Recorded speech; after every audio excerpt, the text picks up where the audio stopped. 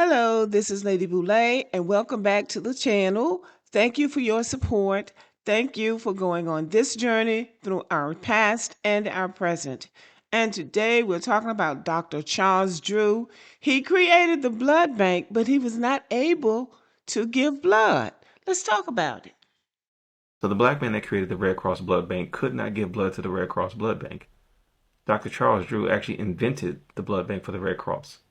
But the military said we don't want any black blood, and so the Red Cross said no black blood. Dr. Drew was so pissed he resigned and he goes to Howard University to head up the surgery department.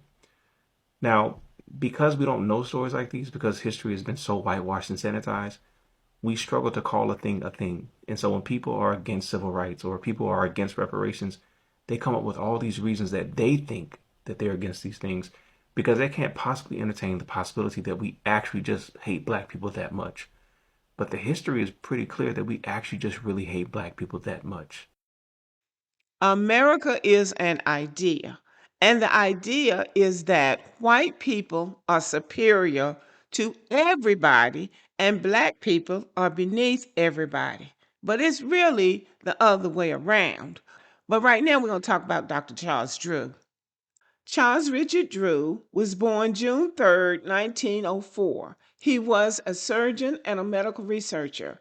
He researched the field of blood transfusions, developing improved techniques for blood storage, and applied his expert knowledge to developing large-scale blood banks early in World War II. This allowed doctors to save thousands of Allied forces' lives during the war.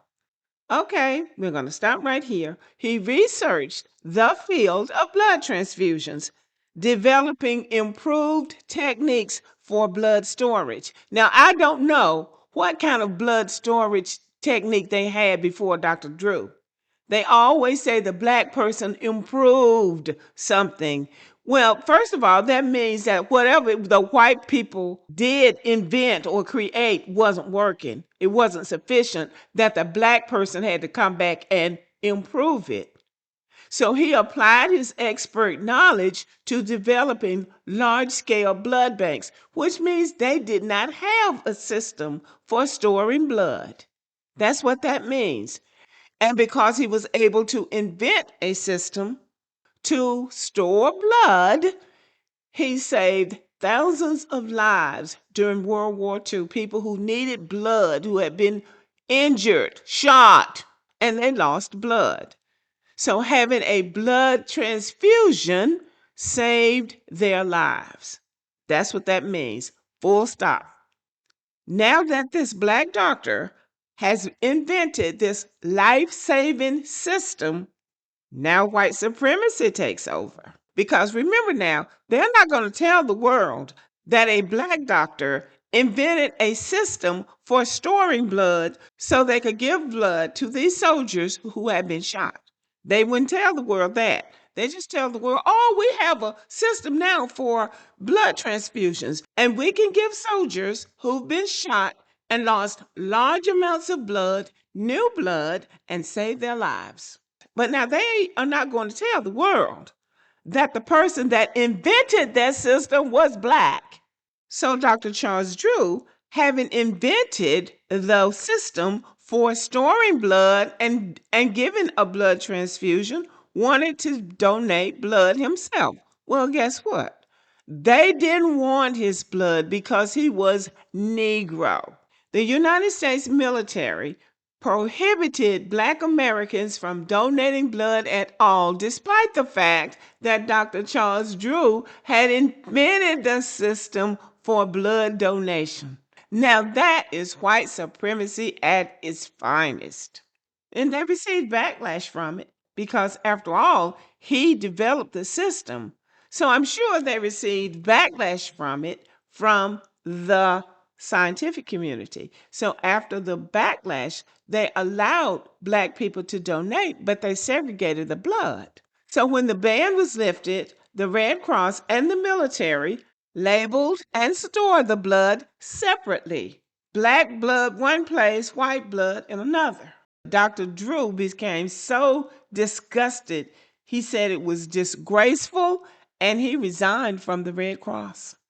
And the reason Dr. Drew was so outraged by it is because even in his research, he determined that blood type, not race, is determined by compatibility. But since Dr. Charles Drew's time, they may have been doing us a favor by not mixing the blood. Because listen to this. DNA evidence shows that all modern human populations outside of Africa carry about 1 to 4% Neanderthal DNA, a result of interbreeding that occurred after modern humans migrated out of Africa and encountered Neanderthals in Eurasia. This mixing happened repeatedly over thousands of years, not just once. The white people who were talking about separating the blood didn't realize that they were the ones carrying the Neanderthal DNA, not the black people. So, this was the racial discrimination and humiliation that Dr. Charles Drew faced after he invented this very important life saving technique. Now, that's how white supremacy works. So, Dr. Drew, with his dignity and his own humanity intact, resigned, walked away from his own invention. Dr. Drew left the Red Cross and didn't look back. He didn't let any grass grow under his feet. He joined the faculty of Howard University College of Medicine in 1941. He was appointed the chairman of surgery and the chief of surgery at Freedman's Hospital, Howard's main teaching hospital. He built one of the strongest black surgical training programs in the country, which means he built one of the strongest surgical training programs in the country. He trained a generation of black surgeons to the highest standards, personally mentoring and placing them in major hospitals nationwide. He expanded and strengthened the surgery department. Under his leadership, the department grew dramatically and became a national center of excellence. Now, the thing that I like about Dr. Drew is that he didn't pout because he wasn't recognized for his very important invention. He invented the method for safely storing, preserving, and transporting blood plasma on a large scale. And that stands to this day. Modern blood banking is still built on the core principles he created because he did it right the first time. But he didn't pout because they didn't give him his recognition or because they wouldn't let him assimilate into white society. He went back to his own community and did great work there. People remember Dr. Charles Drew to this day. He died in 1950, but still we're talking about him because that was his invention. We're still talking about Louis Latimer because that was his invention.